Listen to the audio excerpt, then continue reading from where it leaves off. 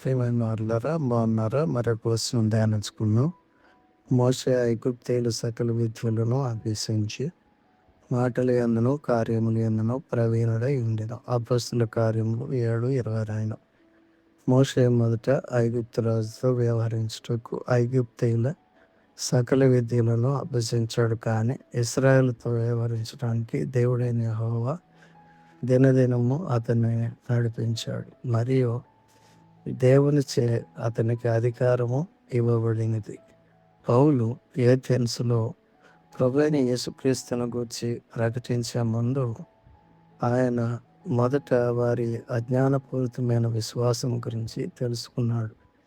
పౌలు అరెయోపగు మధ్య నిలిచి చెప్పినదేమనగా, ఏథెన్సు వారులారా, మీరు సమస్త విషయములలో అతి దేవతాభక్తి గలవారు అన్నట్లు నాకు కనబడుచున్నది.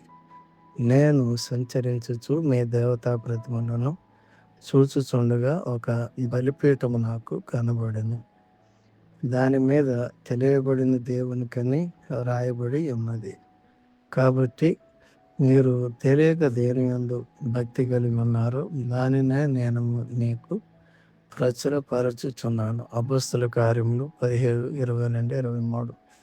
అన్ని జనుల అజ్ఞాన పూరితమైన విశ్వాసమునకు మరియు ఏకైక సత్యదేవునిపై నిజమైన విశ్వాసమునకు మధ్య భేదమును గుర్తించుటకు మనకు జ్ఞానము కూడా అవసరం. దేవుడు దైవికమైన జ్ఞానమును మీకు అందరికీ అనుగ్రహించి కాపాడి మిమ్మను భద్రపరచునుగాక. ఆమేన్.